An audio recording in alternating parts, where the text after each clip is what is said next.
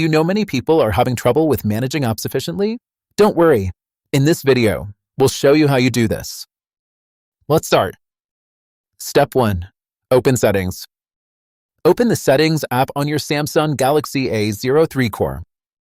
Step 2. Access Apps. Go to Apps and Notifications from the Settings menu. Step 3.